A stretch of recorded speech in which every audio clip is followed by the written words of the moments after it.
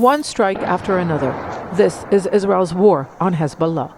The army says it is hitting the armed group's military infrastructure in southern Lebanon. Israel wants Hezbollah to pull back from the border and is threatening a wider conflict to force that withdrawal in order to enable citizens displaced by cross-border fire to return safely to the north of the country.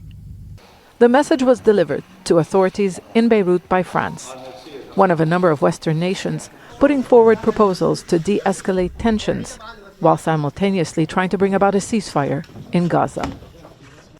Media in Israel and Lebanon say the plans call for the Lebanese army to play a bigger role in the area and for negotiations on disputed points along the land border.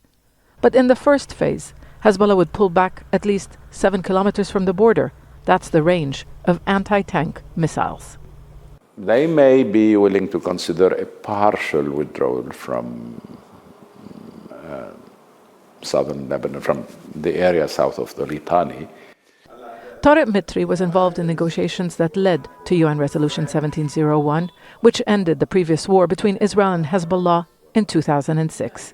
He believes the armed group would be open to a deal, but not before a ceasefire in Gaza. I don't think they would also object to a more active role for the Lebanese armed forces in the south.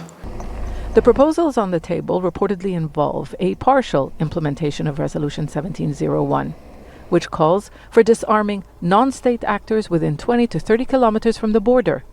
It's a resolution that Israel, too, has been accused of violating because of territorial breaches.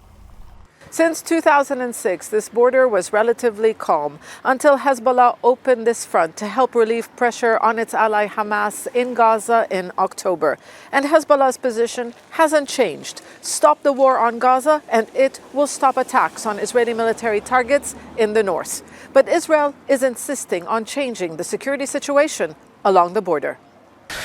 Hezbollah says there can't be any discussions while the war on Gaza is ongoing, so a deal may not be imminent. Instead, what is possible is more intense exchanges of fire as the warring sides seek better negotiating positions. All the while, Israel appears to be using this time to target Hezbollah's military officials and destroy its capabilities close to the border. Zeina, Khodr, Al Jazeera, Southern Lebanon. Make sure to subscribe to our channel to get the latest news from Al Jazeera.